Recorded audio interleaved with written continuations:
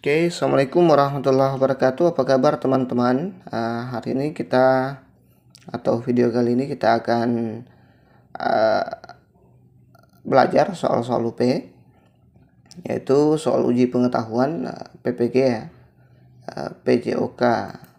Jadi ini saya usahakan untuk jawab seteliti mungkin biar tidak ada lagi kritikan-kritikan dari teman-teman. Ya, ini juga terbangun dari kritikan teman-teman ya. Jadi terima kasih atas kritikannya. Bagi yang baru bergabung, saya mohon bantuannya untuk klik subscribe.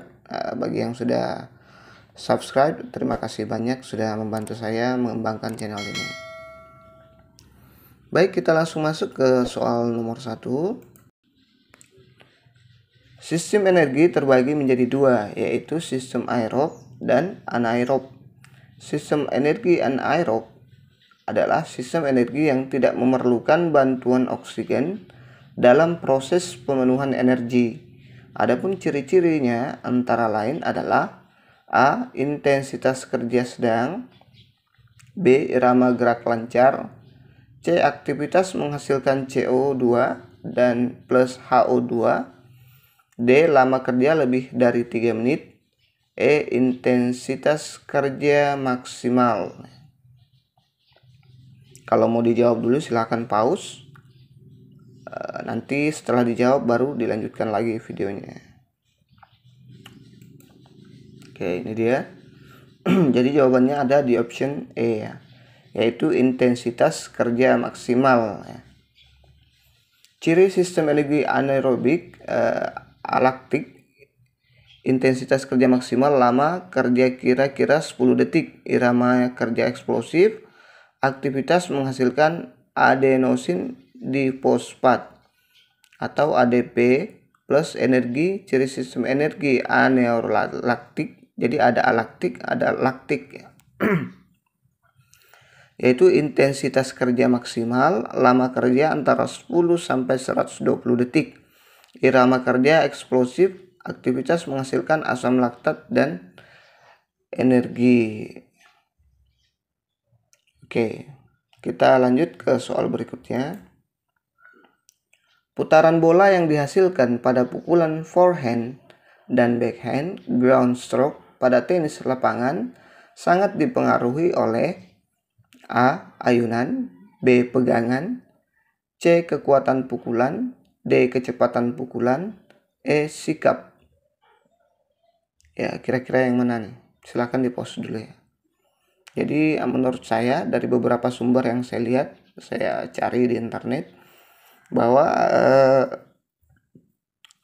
pukulan itu dipengaruhi oleh ayunan tangannya. Jadi jawaban yang tepat ada di option A, yaitu dipengaruhi oleh ayunan.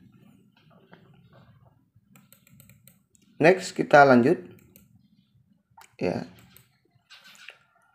Fatles merupakan salah satu bentuk materi pembelajaran dalam lingkungan aktivitas pengembangan kebugaran jasmani yang cocok diberikan kepada peserta didik dengan tujuan untuk mengembangkan A. ritmik, B. kekuatan, C. kecepatan, D. kardiovaskuler, E. daya tahan otot.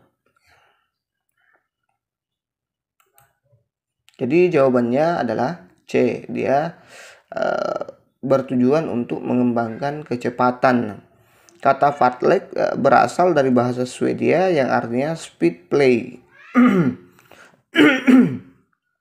Fartlek merupakan salah satu bentuk latihan yang mengombinasikan berbagai kecepatan atau jenis lari, yaitu lambat, cepat, berkelok-kelok, naik turun tangga, lompat atau loncat. Jadi jelas ya. Kita lanjut ke soal berikutnya. Aktivitas yang dibatasi oleh aturan-aturan yang lengkap dan terdapat suatu konteks di antara para pemain agar supaya menghasilkan hasil yang dapat diprediksi. Pernyataan tersebut di atas merupakan pengertian dari A. olahraga, sport, B. penjas, C. Bermain, play ya di sini, sorry. Kemudian D. Permainan atau game. E. Adventure. Nah, kira-kira yang mana nih? Oke, jadi itu disebut dengan merupakan pengertian dari permainan atau game ya. Permainan dapat didefinisikan sebagai aktivitas yang dibatasi oleh aturan-aturan yang lengkap dan terdapat suatu konteks di antara pemain agar supaya menghasilkan hasil yang dapat diprediksi ya. Ini diambil dari Direktori UPI ya, Universitas Pendidikan Indonesia. Next, kecepatan, kelincahan, keseimbangan, koordinasi merupakan kebugaran jasmani yang berhubungan dengan A. Kesehatan, B. Kemahiran, C. Ketahan matangan, D. Kesemaptaan, E. Keterampilan.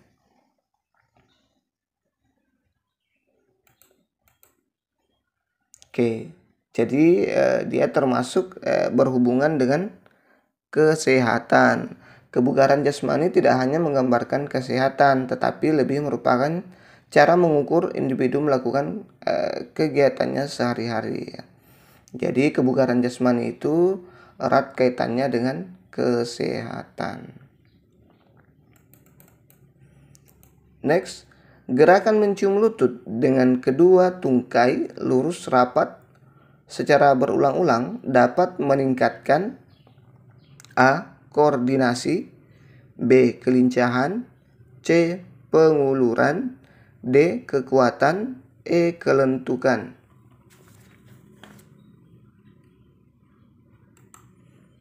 Baik, jawabannya ada di option E, yaitu kelenturan. Kelenturan otot. Jadi dua fungsi gerakan yang ada di atas ini yaitu dia melatih kelenturan otot pinggang dan kemudian dia juga melatih kekuatan otot perut ya. Karena pada saat mencium lutut, badan akan merasakan sakitnya pada bagian pinggang. Berarti tubuh menandakan bahwa otot pinggang sedang ditarik. Kemudian kekuatan otot perut, karena gerakan mencium lutut menahan bagian perut pada saat kita melakukannya. Next, promosi kesehatan, bebas dari penyakit dan pengurangan biaya perawatan kesehatan dapat dilakukan dengan cara A. Berpikir positif, B. Bertindak proporsional, C. Berpikir dan bertindak secara positif dan proporsional, D. Aktivitas gerak yang rutin dan menyenangkan, E. Berolahraga secara teratur dan berkelanjutan. Oke, promosi kesehatan bebas dari penyakit dan pengurangan biaya perawatan dapat dilakukan dengan cara berpikir dan bertindak secara positif dan proporsional ya.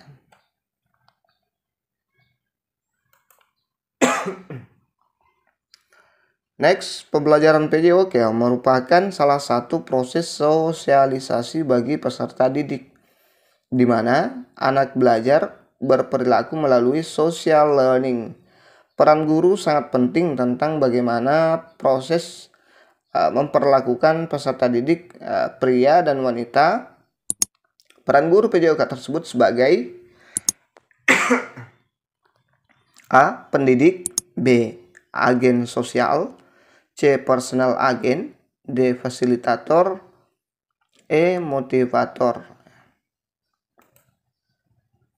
Oke, jadi jawabannya dia sebagai pendidik karena ini berlangsung di kelas ya. Jadi dia sebagai pendidik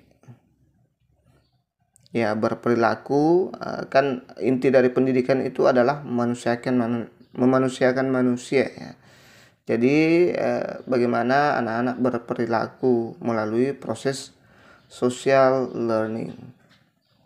Itu pendapat saya. Silahkan jika punya pendapat lain berkomentar ya. Ditinjau dari posisi tubuh terhadap air, penentu kecepatan dalam berenang pada posisi A. Kepala di atas air, B. Tubuh sejajar permukaan air atau streamline, C. Tubuh menyilang di atas air atau cross line. D. Lengan lurus. E. Tubuh dan sejajar dengan air. Ya, bagi orang-orang PJOK pasti tahu. Oke, ini dia. Jadi jawabannya ada di option apa ya? Saya belum tanda ya. Oke, dalam melakukan renang gaya bebas, posisi tubuh perenang haruslah sejajar dengan permukaan air ya. Jadi sejajar dengan permukaan air. Jadi jawaban yang benar itu ada di option B ya. Sejajar dengan permukaan air. Posisi badan tengkurap ke dalam air dengan posisi mengapung. Jadi ini posisi sejajar dengan air ini menurut beberapa sumber itu dia gesekannya agak kurang ya, kurang dengan air, makanya dia bisa lebih cepat daripada yang tubuhnya lebih ke dalam air karena gesekannya lebih banyak. Itu alasannya.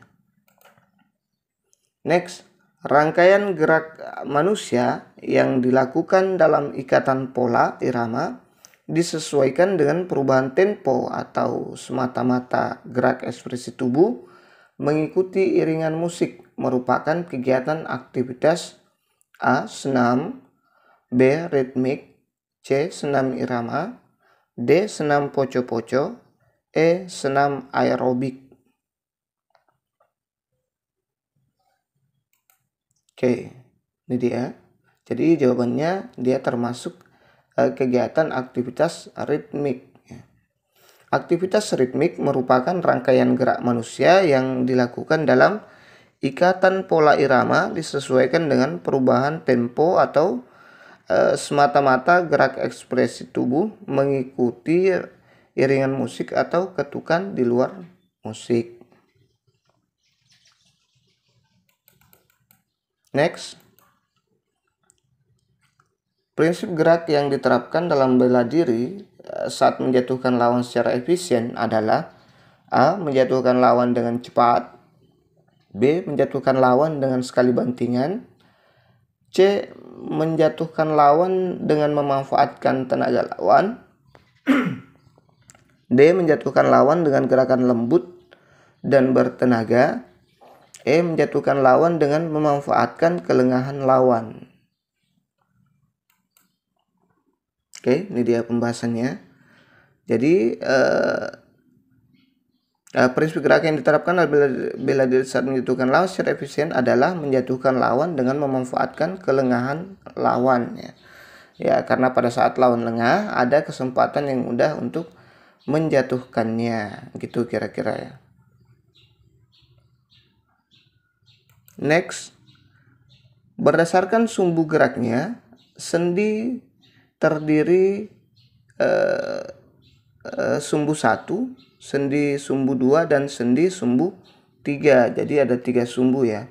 Sendi yang mempunyai sumbu gerak lurus pada arah panjang tulang melalui kepala sendi merupakan sendi A. Sendi putar, B. Sendi engsel, C. telur, D. pelana, E. peluru.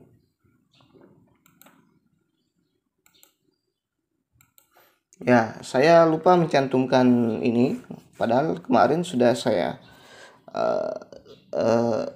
pikir saya sudah save ya. Jadi jawabannya itu adalah sendi engsel ya, bagian B. Saya lupa mencantumkan sumbernya kemarin. Oh, ini dia. Sendi engsel ya. Sendi sumbu 1 terdiri dari A.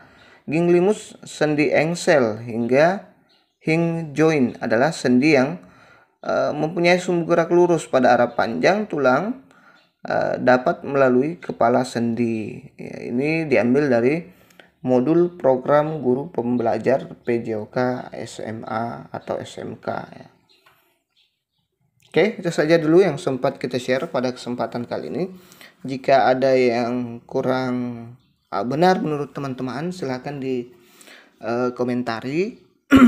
Jika jawabannya sudah benar semua, alhamdulillah. Terima kasih. Itu artinya saya sudah belajar ya. Oke, jangan lupa like, subscribe.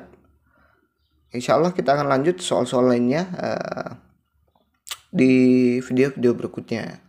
Assalamualaikum warahmatullahi wabarakatuh.